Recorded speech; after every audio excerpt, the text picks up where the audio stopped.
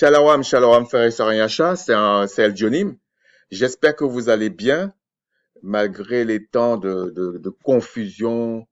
D'ailleurs, à ce propos, euh, il y a deux armes très redoutables pour faire les gens chanceler, c'est la peur et le doute.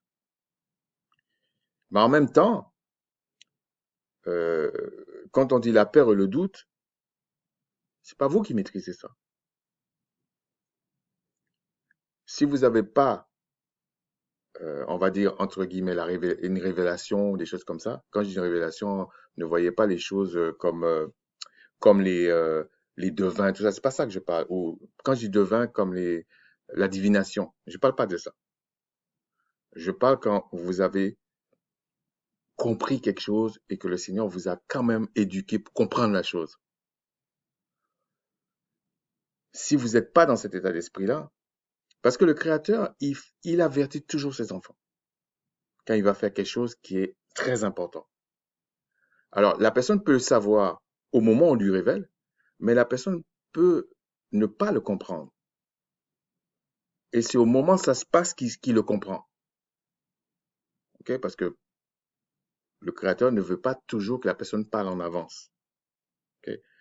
Parce que si c'est pour parler, si c'est pour dire ça aux autres, oui, il va lui expliquer avant. Mais si c'est pour sa propre croissance spirituelle, il va pas forcément lui dire. Mais le Créateur respecte toujours sa loi. Il a dit, il ne fera jamais des choses sans l'avertir à ses enfants. Donc, il a averti. Et c'est pas une question de lire les Écritures. Non, c'est pas ça. Quand on dit avertir, il y a les Écritures, ok? Mais il y a aussi la révélation, ok? Quand il dit, dans les derniers temps, dans Joël, il y aura des songes, des prophéties, etc., etc. Et il dit en même temps qu'il est le Seigneur des vivants. Quand il parle d'Isaac, Jacob, Isaac, Abraham, Isaac et Jacob. Quand il parle de ça, il dit non, il est le Seigneur des vivants. Ça veut dire ce que ça veut dire. Bon.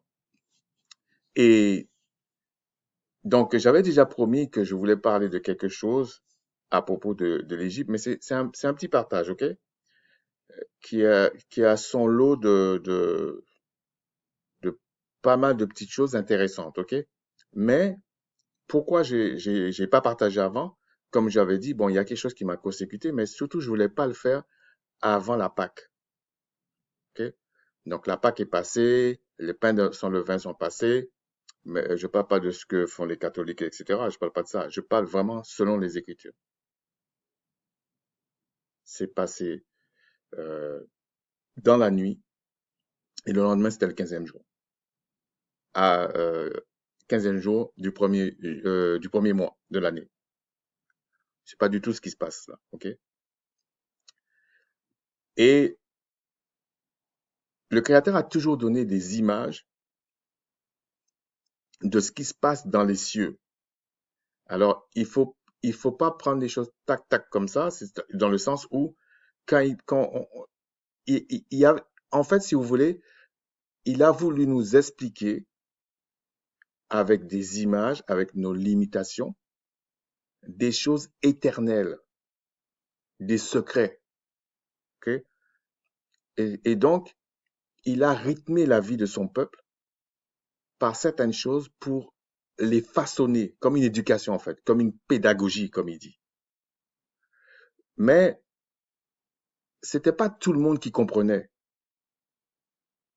parce que, comme j'ai déjà dit, il faut que, surtout maintenant, mais même à l'époque, il fallait que tu sois né d'esprit. Tu peux pas, sans être né d'esprit, comprendre ces choses-là, en fait. C'est pas que tu es supérieur, tu es inférieur, ça n'a rien à voir.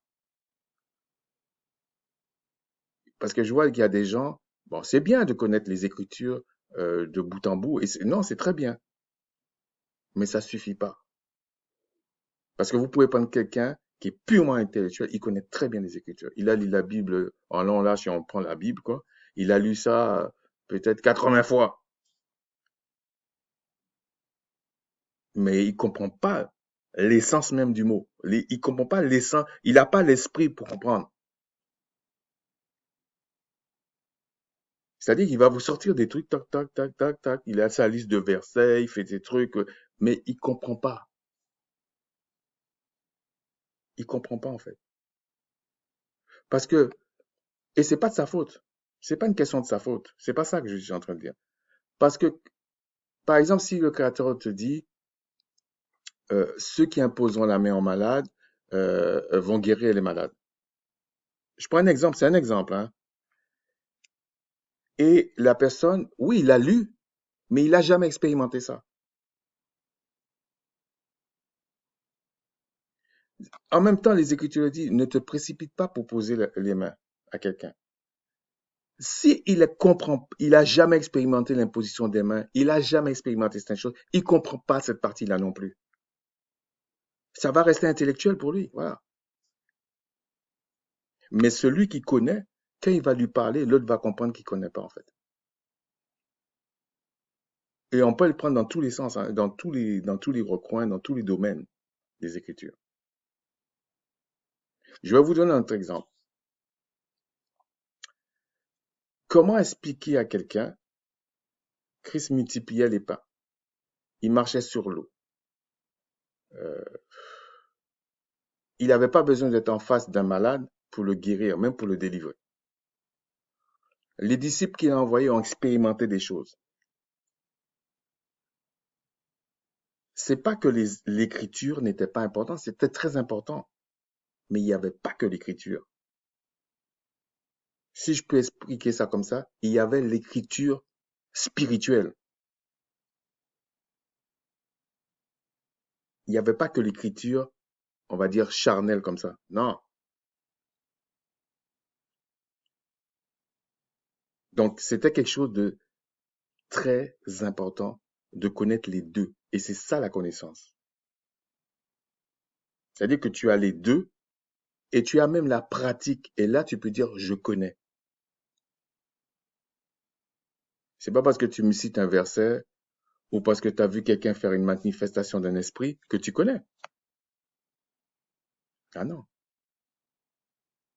Je vais vous donner un exemple pour vous montrer pourquoi je partage ça en fait. Ok, le passage je vais le partager. Vous vous rappelez de l'histoire de Daniel quand l'ange qui est venu, parce qu'il avait prié pour quelque chose, et puis l'ange est venu, il lui a dit, oui, mais j'ai été retardé par l'ennemi pendant plusieurs jours, et il a fallu que Michael vienne l'aider. Mais quelqu'un peut se dire, mais attends, c'est les anges déchus, l'esprit du Créateur n'est plus en eux, ils sont bloqués dans le deuxième ciel. Mais comment ça se fait qu'il peut bloquer un ange du Créateur qui a l'esprit du Créateur dedans? Ça vous montre qu'ils ont un pouvoir, c'est-à-dire le Créateur ne se repent pas de ses dons.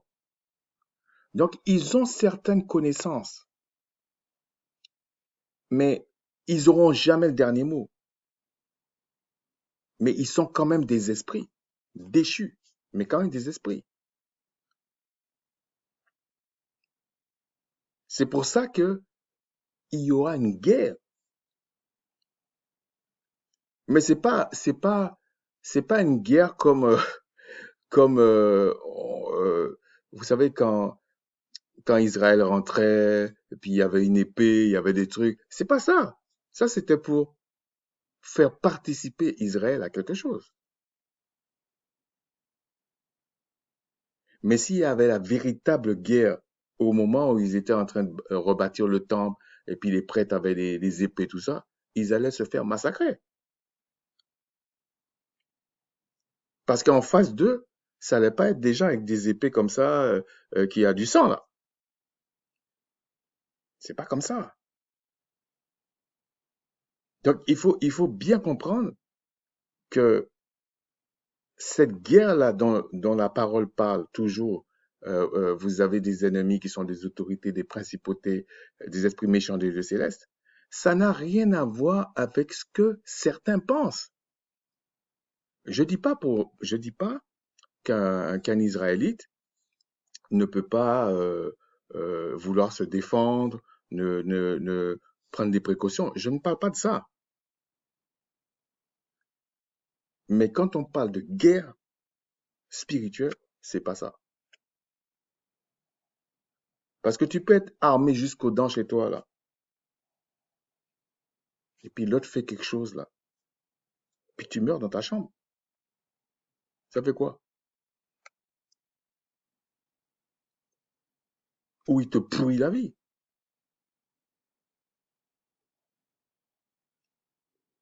Il y a même des sorciers qui se vantent même de ça. Tu as beau avoir toute la panoplie des sabres que tu veux, tous les fusils que tu veux, tous les guns, tout ce que tu veux là, il s'en fout. Je dis ça par rapport, parce que à cause de la Pâque, il y a une histoire qui m'a interpellé à nouveau. Ok. Et souvent, par exemple, je vais vous donner encore un autre exemple. Il y a des personnes qui disent, et je sais pas que je reproche ça à quelqu'un, parce que je sais que ça fait fashion de dire ce genre de truc et tout, mais ça n'a pas de sens. Par exemple, il y a des gens qui vont vous dire, je vais à la plantation aujourd'hui. Pourquoi pas, hein? Pourquoi pas? Mais j'ai toujours été interpellé par cette façon de dire ça. Ça fait, euh, oui, ça fait fashion en fait, mais en réalité, c'est vide de sens. Pourquoi je vous dis ça? Il y a en même temps un autre terme qu'on emploie souvent qui n'a pas vraiment de sens si on n'explique pas ça à quelqu'un, ou si la personne n'est pas au courant. Par exemple, quand on dit à la personne, oui, tu as un nègre de maison par rapport à un nègre des champs. Mais dans la vraie histoire, c'était pas aussi séparé que ça. Il y avait des nègres des maisons, même si c'était pas à 100%, qui aidaient les nègres des champs. Parce que quand ils partaient comme ça, là, c'était pas comme les villes de maintenant, hein, c'était pas ça, hein. Quand ils partaient dans les montagnes et tout ça, là, eh ben, il fallait qu'ils soient au courant de certaines choses. Et dans les nègres de maison, il y avait ou des négresses de maison, il y avait certains qui leur donnaient à manger, des choses comme ça, qui leur disaient ce que l'esclavagiste avait en tête, est-ce qu'ils paniquaient ou pas. C'était pas si organisé que les grandes révoltes. Ça, c'était des choses quotidiennes. Et on les appelait les nègres marrons pour ça. Et des fois, ils partaient et ils revenaient enlever d'autres, délivrer d'autres. Donc, c'était pas comme des gens qui partaient vraiment dans les bois et puis qui allaient s'établir. Non, des fois, ils revenaient parce que des fois, il avait envie de se venger. Il y avait des fois, il était parti, mais il avait laissé sa femme et ses enfants, il fallait partir. Mais après, il faut les nourrir. Donc, il y avait c'était pas ce que les gens pensent. Mais c'est vrai qu'il y avait des nègres de maison, c'était des lâches. Lâches dans le sens où ils croyaient plus en l'esclavagisme qu'en ses propres frères, qu'en sa liberté. Mais il faut aussi comprendre que depuis tout petit, il était là-dedans. Je dis pas ça pour le justifier, c'est pas ça, mais il faut comprendre le contexte. Et dans les nègres des champs, il y avait aussi des lâches, hein. On lui dit, viens, on va partir. Il peut même aller te vendre auprès de l'esclavagiste. Ou il peut même te faire capoter le truc parce qu'il a un renseignement, il te le donne pas. Ou il est tellement pétrifié, il reste dans les champs. Donc, il faut pas penser que c'était, oui, tous les braves étaient dans les champs et puis tous les lâches étaient en train de servir le maître. Non, non, non, c'était pas ça. C'était pas ça qui se passait en fait. Ok? Donc, il y a des choses qu'on utilise. Je comprends que la personne ou que la personne utilise, oui, ça fait. Là où je trouve que c'est bien, c'est que ça rappelle quand même qu'il y a eu une histoire. Ça, c'est bien. Mais ça n'explique pas l'histoire. OK? Et quand on dit plantation, c'est pareil. Dans la plantation, même ce qu'on va voir là, dans Exode, c'était pas comme la plantation. Non, non, non, non, non. Parce que la plantation, on niait ce que tu étais. Tu étais considéré comme un animal. Tu te faisais violer, tabasser. T'étais une chose. On te payait même pas 2 pièces. T'avais rien. On te dénigrait à longueur de journée. Même si c'est horrible ce qui se passe aujourd'hui, c'était pas comme dans les plantations. Ok. Dans les plantations, là, par exemple, on c'est pas que tu étais marié, on t'accouplait avec une femelle si tu un homme. Tu étais considéré comme un animal, même pire qu'un animal. Et quand tu avais des enfants, on envoyait l'enfant dans telle plantation ou ailleurs. Des fois, il partait par bateau pour aller ailleurs. Est-ce qu'on fait ça à vos enfants aujourd'hui? Non. Mais c'est pourtant une forme d'esclavage, je suis entièrement d'accord. Mais c'est pas la traite négrière qui est là. Non. Quand vous travaillez là, même si on vous donne des miettes, je suis entièrement d'accord. Mais vous vivez plus que 9 ans dans la plantation. La moyenne, là, c'était 7, 9 ans. Tu mourrais dans la plantation. Donc, c'est pas la même chose. Parce que oui, on emploie des mots, et c'est toujours ça que j'essaie d'expliquer. Oui, on emploie des mots, mais il faut pas oublier le contexte. Et c'est le contexte qui vous, qui vous donne le poids des mots. Sinon, vous comprenez pas. Et l'autre qui ne sait pas, qui est plus jeune que vous, si vous employez les mots hors contexte, vous essayez pas de lui expliquer de temps en temps, vous faites ça pour du fashion, lui, il va rien comprendre. Vous l'aboutissez, en fait. Vous l'aboutissez en réalité. Même si je reconnais que celui qui connaît l'histoire, il comprend ce que l'autre dit. Mais en réalité, celui qui connaît pas ou qui a des brimes et tout, ça va même pas lui donner le goût d'aller chercher à comprendre. Lui, il va croire que c'est du fashion, quoi. Tu dis ça comme ça parce que ça t'emmerde d'aller au boulot, machin, mais il comprend pas, en fait. Ou il va croire que c'est uniquement une question que tu n'es pas patron. Alors que c'est pas ça. Donc, avec ces éléments-là, j'essayais d'expliquer. Maintenant, on va lire un passage. Et c'était dans Exode, c'est dans Exode, et on va voir dans quel contexte était Israël à ce moment-là, et pour voir est-ce que on doit, on est exactement dans la même situation, et dans quoi, et pourquoi en fait. Alors, on va prendre dans Exode 1, verset 6. On vous dit, je lis dans la traduction que j'ai, hein. Joseph mourut ainsi que tous ses frères et toute cette génération-là. C'est-à-dire qu'il y avait une génération qui était partie en, en Égypte et Joseph s'est fait remarquer par la grâce du Tout-Puissant. Et après, toute la famille est venue. Euh, et donc, on vous dit, il y a eu cette période qui est passée. Et là, maintenant, on va lire maintenant. Les enfants d'Israël furent féconds et multiplièrent. Ils s'accrurent et devinrent de plus en plus puissants. Et le pays en fut rempli. C'est plutôt qu'ils sont devenus de plus en plus nombreux, ok? Parce qu'on va voir après, c'était surtout ça. Il y a une petite phrase qui fait comprendre ça. Il s'éleva sur l'Égypte un nouveau roi qui n'avait point connu Joseph. Alors ça a fait couler beaucoup d'encre, mais si vous lisez certains apocryphes, vous allez comprendre qu'en fait, c'était un roi cananéen qui était là, parce que l'Égypte est tombée. C'est pour ça qu'on vous dit qu'il ne connaissait pas Joseph. C'était pas possible qu'il ne connaissait pas Joseph. C'est pas possible, ok?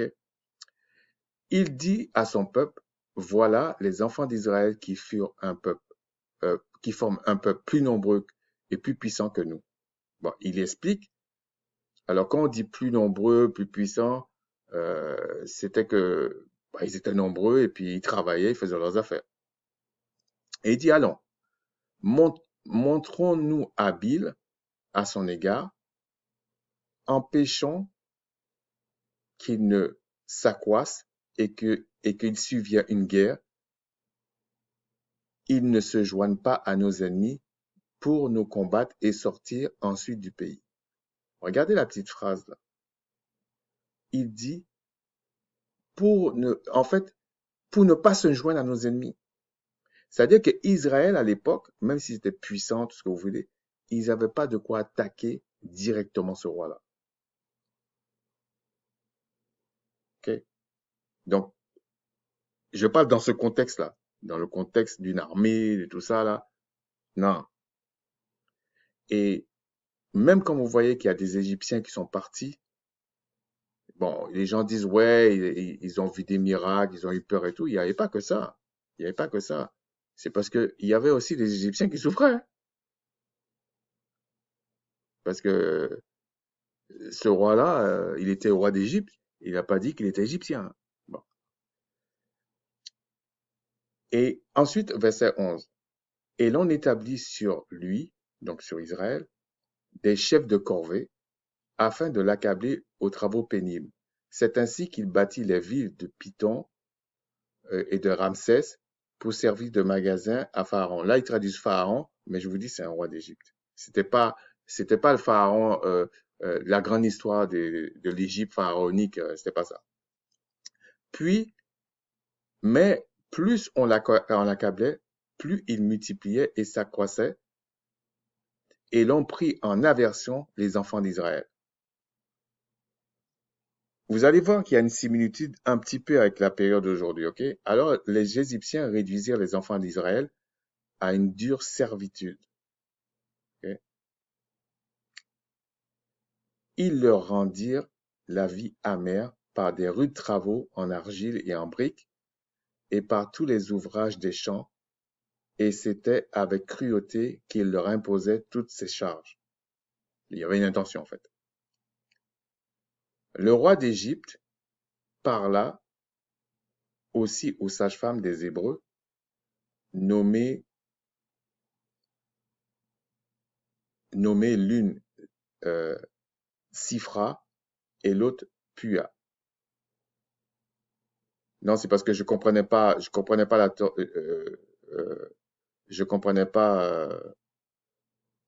la formule parce que j'aurais dit l'une nommée Phra et l'autre, pourquoi il dit nommée l'une? C'est pour ça que ça m'a arrêté. Il leur dit, quand vous accoucherez les femmes des Hébreux et que vous les verrez sur les sièges, si c'est un garçon, faites-le mourir. Si c'est une fille, laissez-la vivre. Mais les sages-femmes craignirent le Tout-Puissant et ne firent point ce qu'il leur avait dit le roi d'Égypte. Ils laissèrent vivre les enfants. Le roi d'Égypte appela les sages-femmes et leur dit, pourquoi avez-vous agi ainsi et avez-vous laissé vivre les enfants? Les sages-femmes répondirent à Pharaon, donc au roi d'Égypte, c'est que les femmes des Hébreux ne sont pas comme les Égyptiennes. Elles sont vigoureuses et elles accouchent avant l'arrivée de la sage-femme. Le Tout-Puissant fit du bien aux sages-femmes et le peuple multiplia et devint très nombreux. Parce que les sages-femmes avaient eu la crainte du Tout-Puissant, le Tout-Puissant fit prospérer leur maison. Alors Pharaon, donc le roi d'Égypte, donna cet ordre à tout son peuple. Vous jetterez dans le fleuve tout garçon qui naîtra et vous laisserez vivre toutes les filles. Après, on voit que c'est là que ensuite il y a eu l'histoire de Macha, celui qu'on appelle Moïse. Mais il y a une limite dans la similitude avec aujourd'hui. Déjà, euh,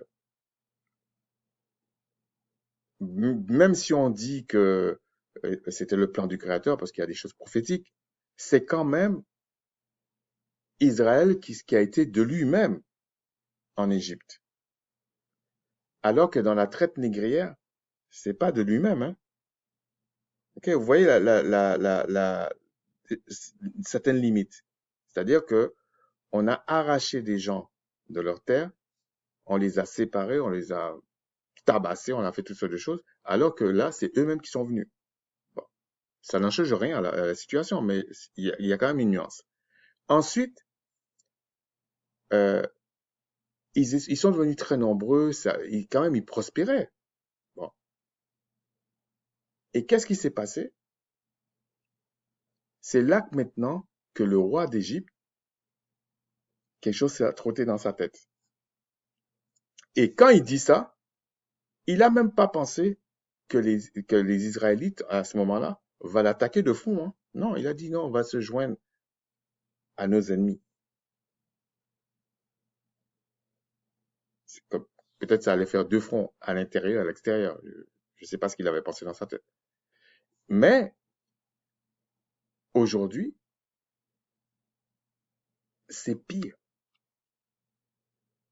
Parce qu'on veut tuer les Israélites chez eux. C'est pire. Parce qu'au départ, il ne voulait pas les tuer, il voulait les rendre pénibles, les accabler. Mais comme il a vu qu'ils continuaient à se multiplier, là, il s'est dit non, là, c'est la panique, là. Donc, il a appelé les sages-femmes en disant, il faut tuer les garçons. Mais là, vous allez voir, les sages-femmes, ils ont eu plus la crainte du Créateur. Voilà aussi, il y a eu la Rahab, la prostituée aussi, qui avait fait quelque chose comme ça. Donc, il y a des gens qui se posent la question, mais est-ce qu'il faut mentir? Mais attention, je ne sais pas comment expliquer ça. Il y a mentir et mentir. Ok. Là, les deux, ils ont menti par crainte du Créateur. Et c'est pas quelque chose qu'ils faisaient à tour de bras. C'est pas comme si quelqu'un, bon, je prends un exemple comme ça au hasard, hein. C'est pas comme parce que la personne euh, veut pas perdre la face devant sa femme, ou sa femme veut pas perdre la face devant l'homme, je sais pas, ou devant un frère, ou devant ses parents et tout ça, et qui vient, il ment. C'est pas ça. C'est pas ça qui s'est passé là. Ce qui s'est passé, c'est que les sages-femmes ont compris que le roi d'Égypte avait un plan diabolique et qui voulait faire du mal à ce peuple-là.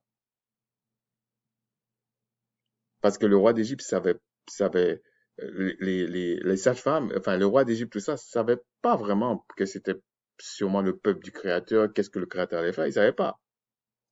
Mais l'ennemi, le démon qui était en lui, le manipulait. Parce que je vous ai déjà dit, sur toutes les empires, il y a un ange déchu qui dirige. Ok? Donc là aussi, il y avait un ange déchu. Et ils utilisent des démons, ils ont leurs enfants, etc. Ils font leurs affaires.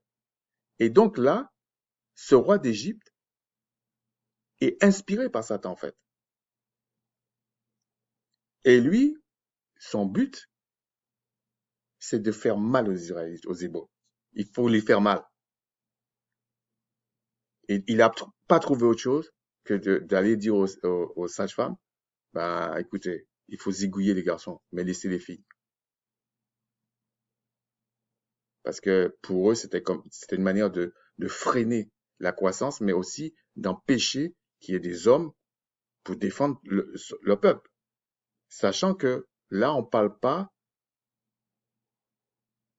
des hommes type deuxième Adam, hein. On ne parle pas de ça, là. On parle, ils sont toujours type premier Adam.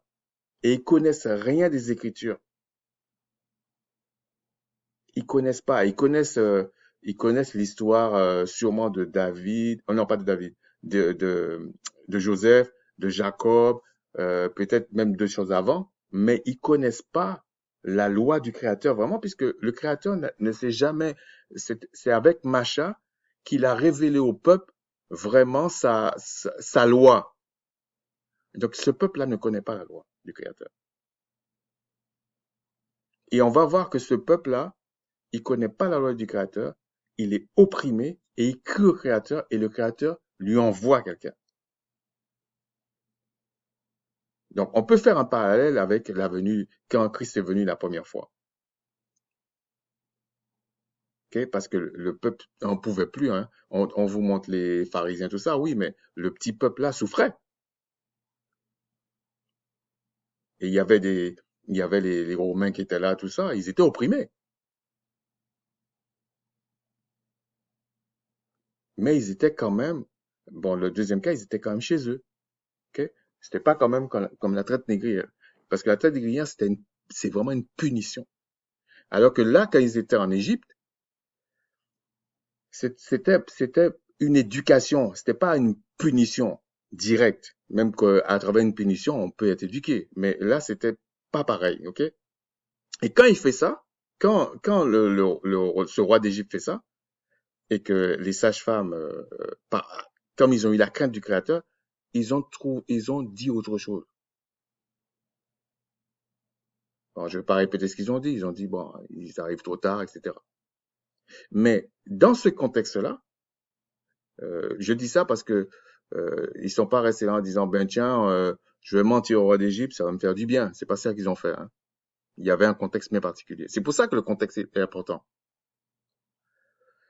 Et ça veut dire, qu'est-ce que j'essaie de dire? Ça veut dire que si tu dis quelque chose à quelqu'un par crainte du Créateur pour pas qu'on aille tuer ton frère ou ta sœur, ce n'est pas un péché qui est là. Non. Mais ça veut pas dire il faut faire ça à n'importe quel moment, à tour de bras, comme si le créateur aime le mensonge. C'est pas ça. C'est pas dans un contexte là, ok? Et donc, on voit ici qu'aujourd'hui, là, ils veulent tuer les Israélites, hommes comme femmes. C'est pas là, c'était que les garçons, là. Là, c'est pas ce qu'ils veulent. Là, ils voulaient même pas tuer les adultes. Ils voulaient tuer les garçons enfants. Aujourd'hui, on veut tuer même les adultes. Parce qu'ils disent on est trop sur la planète. Donc, mais il n'y a pas trop d'Asiatiques, hein. Il y a pas, et c'est pas une question de les viser, non. Il n'y a pas trop d'Indiens, même si on dit pakistanais, il n'y en a pas trop. Il y a pas, enfin, l'Europe n'est pas surpeuplée, tout ça. C'est l'Afrique. Avec l'immensité de l'Afrique, par exemple, c'est quand même surpeuplé. Et l'ennemi manipule tellement les choses, il, il vise les mélanodermes, mais ce qu'il vise, c'est les Israélites qui sont derrière. J'ai vu dernièrement, là, des gens étaient un peu surpris que deux personnes qui, quand même, qui étaient des professeurs, qui font la médecine, tout ça, et qui disent certaines choses qui ont choqué les gens. J'ai trouvé que euh, toute la réaction à droite à gauche était un peu hypocrite, mais j'ai retenu au moins une chose. Et les gens n'ont pas dit ça. Si ces deux professeurs ont parlé comme ça veut dire dans leur hôpital, ils font pareil. Arrêtez de vous faire des films. Arrêtez d'être, excusez-moi du terme, d'être imbécile. S'il est capable de parler comme ça veut dire que dans son hôpital, s'il a le choix entre un mélanoderme et un leucoderme, il va tuer le mélanoderme. Qu'est-ce que vous croyez? S'il doit tester quelque chose, il n'est pas sûr là, il va tester sur toi avant de tester sur son frère. Parce qu'il y a des frères israélites là, ils s'ignorent et tout, ils sont toujours en train de, non, peut-être on n'a pas compris. Qu'est-ce que vous voulez qu'ils vous disent d'autre? Bon, l'histoire des prostituées, là, ils ont quand même menti, hein. Il y a plusieurs pays qui sont en train de se poser des questions. Je crois que j'avais vu un reportage comme ça. Je me rappelle plus quelle chaîne, est-ce que c'est pas France 2 qui avait montré ça, il y a quelques années. Et ils se posaient la question sur des prostituées au Cameroun qui avaient le sida. On voyait le sida, mais ça se transmettait pas et ça se développait en elles. Et ils cherchaient à comprendre pourquoi ça se passait comme ça. Donc, quand ils font la généralité avec la prostitution, c'est simplement un mépris, en fait, hein, ok? Donc, euh, il n'y a pas que qui ont été à l'école, on sait très bien ce que ça veut dire, ok? Il y a que parmi les Ménanodermes, si on prend large, et notamment chez les Israélites, en tout cas certains, qui font comme, c'est-à-dire que les, les, les, l'éducation est tellement, excusez-moi du terme, foquée, que même quand on lui dit franchement, on t'aime pas, il se pose encore des questions. Est-ce qu'il a bien dit ça? Est-ce qu'il a bien employé, euh, pourquoi il a employé le présent et pas pas le futur, etc. Ils sont dans du délire, ok? Ils nient la réalité. Et quand vous faites des choses comme ça, c'est très difficile pour certains qui comprennent ce qui se passe. Et en plus, je dis pas que tout le monde des Lecodem sont comme ça. Je parle pas de ça. Mais ce que je veux dire par là, c'est si on compare ce texte-là avec ce qui est aujourd'hui là, aujourd'hui c'est pire. Ok. Et déjà ça choque là, parce que là on voulait tuer que les petits bébés, les garçons, ce qui est déjà une horreur. Mais là aujourd'hui on veut tuer petits enfants, adultes, ils en ont rien à foutre. Ok. Ils se réunissent déjà. J'ai vu plusieurs vidéos comme ça, il n'y a même pas de secret là-dedans.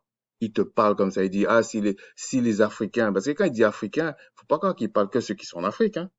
Ils parlent pour eux, tout le monde est africain. Dès que tu es mélanodème, tu es africain.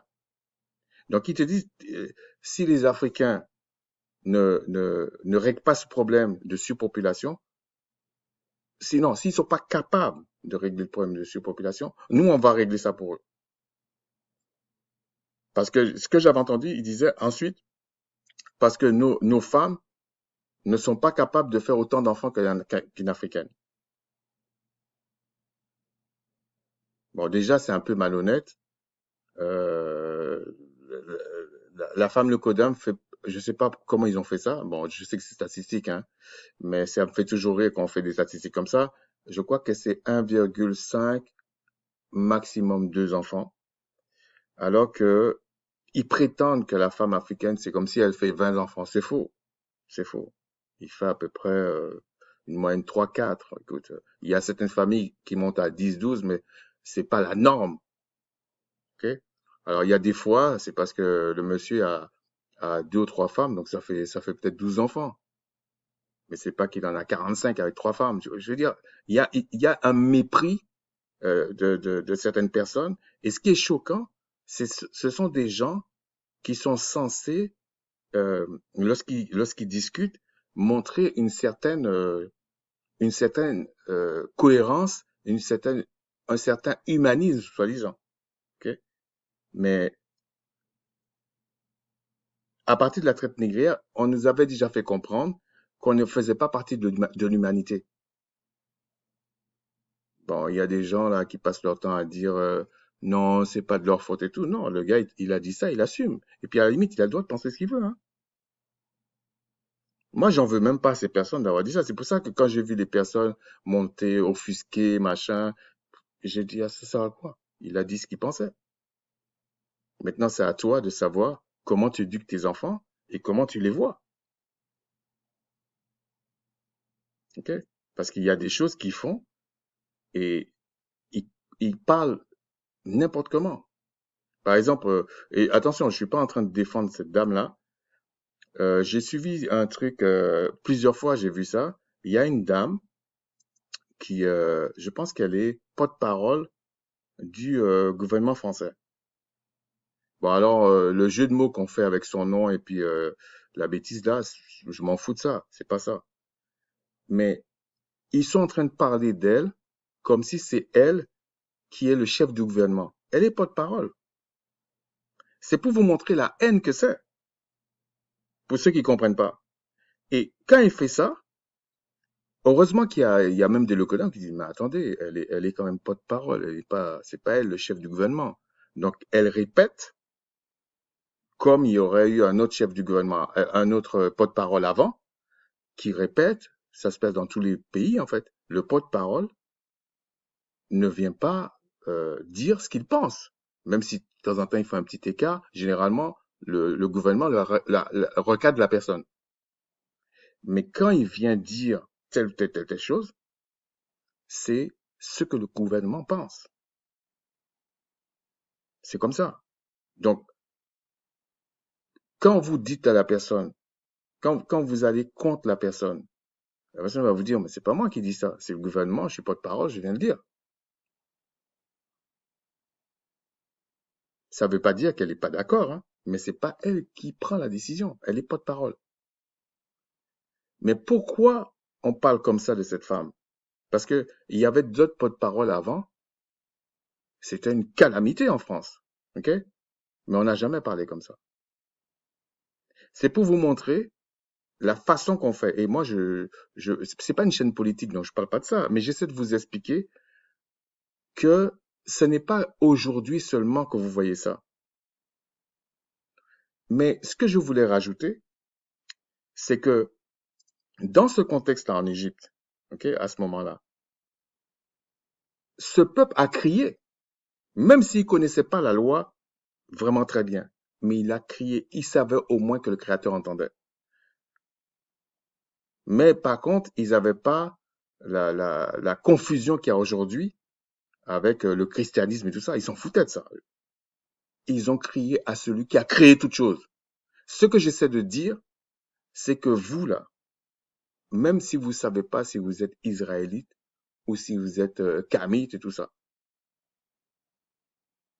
je dis que les mélanodèmes, criez au Tout-Puissant. Criez lui votre souffrance.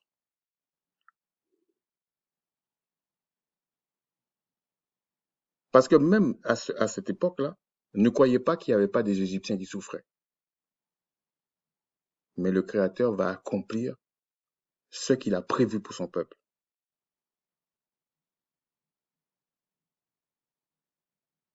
Et vous verrez à ce moment-là qu'il va prévoir un plan. Parce que ici, là, il a fait la Pâque et après les pains sur le vin et ils sont partis. Et vous avez vu comment il a frappé partout. Mais notre Pâque est déjà venue.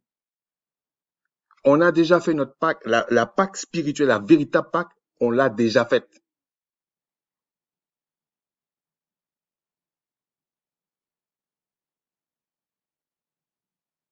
C'est ça qu'il faut comprendre. Et si on est dans si vous voulez, pour faire un parallèle, ça veut dire les 7 jours de pain sans levain qu'on doit partir là, on est dedans, pour ceux qui ne comprennent pas. Mais pourquoi on fête ces fêtes-là? Parce que déjà, c'est une convocation, c'est des portes ouvertes, c'est des convocations qui étaient là, et on le fait par, par déjà par souvenir de ce qui s'est passé, mais aussi parce que quand le Créateur, quand le Christ dit prier sans cesse, après il dit rentre dans ta chambre, tu vas prier, fais comme si tu dis ça, en fait, ça n'empêche pas que dans les cieux, dans les choses éternelles, c'est toujours là. C'est toujours là, en fait. Et tant qu'il y aura les, les, les, les luminaires pour marquer le temps, il y a des choses qui se passent. Mais je ne veux pas rentrer dans ça, ok? Je ne veux pas rentrer dans ça. Et donc, puisque Christ est notre Pâque, là je parle la- les choses dans le ciel, celui qui a le ciel avec lui domine la terre. C'est normal. C'est pour ça que je dis non. Si on veut comprendre les temps là, je vous dis c'est pire. C'est pire que dans Exode.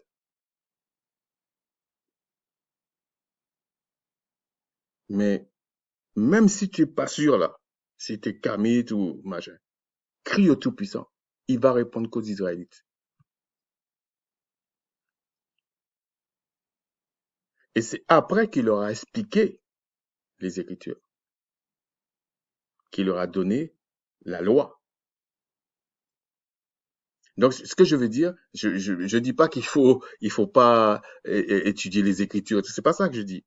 Je dis même, tu es israélite, tu es dans la confusion, tu cries au Créateur, il va trouver une solution pour te faire, pour venir te donner la solution. Il va le faire. Allez voir si tu connais les Écritures, tu connais la loi, tu connais les jours de convocation, tu sais pourquoi il a fait ça. Et tu es né d'esprit. Imagine-toi. Après, il y a le temps du Créateur.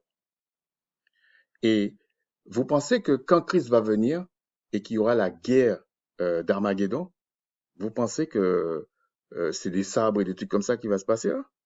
Vous plaisantez ou quoi? Vous avez vu les anges à plusieurs reprises dans les Écritures quand ils viennent, là, les anges du Créateur quand ils viennent. Tu peux même pas bouger. Tu tombes.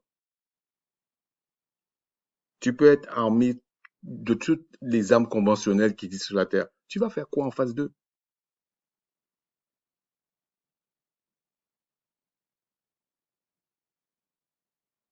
Et c'est ça le problème. C'est que les gens ne comprennent pas que pour avoir une autorité, il faut que tu aies un pouvoir.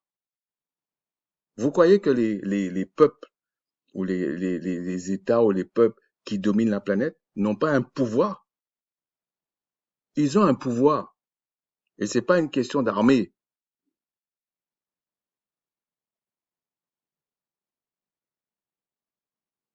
Sur ce, je vais m'arrêter là. C'était simplement pour vous dire, dans ces temps de confusion, tout ça là, et puis je veux même pas rentrer dans le fait comment ils sont sortis d'Égypte, mais c'est à vous de faire fonctionner votre tête. Hein. Hein, on peut pas non plus trop dire de choses, mais sachez que les temps d'aujourd'hui, avec ce que les gens disent là, déjà ça révèle le fond du cœur. Donc il faut pas se plaindre. Il faut même louer le Créateur pour ça. En tout cas, si vous êtes enfant du Créateur, c'est pas par sadisme. Hein. C'est pour ça que ceux qui louaient le Créateur, qu'on les insultait et tout ça au monde de la vie, il y a des gens qui pensent que c'est des conneries. Non.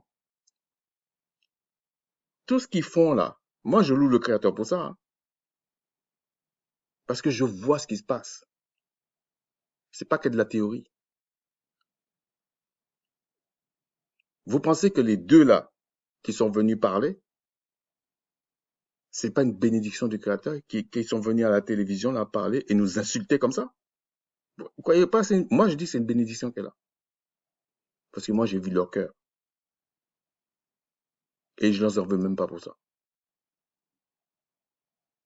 Parce que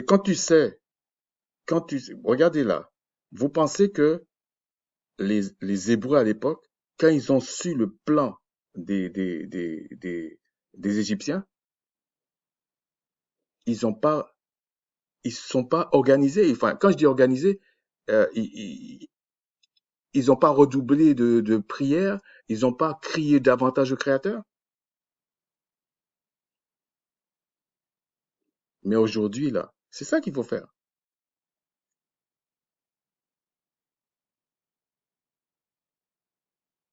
Bon, je parle pas d'aller dans certains endroits, parce que chaque fois je dis ça, oh, j'ai des dislikes, mais c'est quand même vrai. Vous pouvez même pas y aller, ils ont bouclé ça. OK? Mais c'est, c'est, c'est les vrais enfants du Créateur qui doivent crier. Donc tout ça pour dire que criez au Tout-Puissant. Vous pensez que les Hébreux là étaient parfaits à l'époque? Ils péchaient, non? Je dis pas si un frère vient, il parle des Écritures que tu dois pas te repentir. Je parle pas de ça. Je parle l'Israélite lambda. Il sait même pas qu'il est Israélite. Criez au Créateur. Dites-lui votre souffrance. Qu'est-ce qu'on vous fait? Vous pensez que quand il se passait des choses comme ça en Égypte, le Créateur savait pas que son peuple souffrait? Mais il a fallu que son peuple crie. Sur ce, bon, je ne vais pas dire plus de choses parce que c'est quand même assez clair. Sur ce, laissez les gens se moquer de vous. Et c'est quoi le problème? Mais si vous l'arrêtez, comment vous allez savoir son cœur? Ça ne veut pas dire que tu le laisses dire n'importe quoi, c'est pas ça. Mais arrêtez de faire comme les hypocrites partout là. Ah, ils ont dit ça sur nous, ils ont dit ça sur nous. Mais non, c'est pas ça. Il faut analyser pourquoi, qu'est-ce que le Créateur a voulu me dire quand il dit ça? Qu'est-ce que je dois faire moi? Est-ce que je dois aller me barder de toutes les armes du monde, euh, des sabres, des kalachnikovs, je sais pas quoi, moi. Est-ce que c'est ça qu'il demande? Est-ce que c'est ça qui va faire de toi un, un esprit vivifiant, racheté par le Créateur, par le Christ et né d'esprit? Est-ce que c'est ça qui va faire ça de toi, ça? Et quand ces puissances de ténèbres vont commencer à descendre de plus en plus, parce que vous voyez ça dans l'Apocalypse, vous allez les arrêter comment?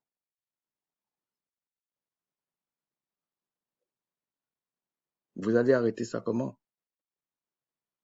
C'était juste une petite exhortation, hein. C'est pas, c'est simplement pour vous expliquer que parfois les gens expliquent des choses, et je dis pas qu'ils expliquent mal ou bien, c'est pas ça.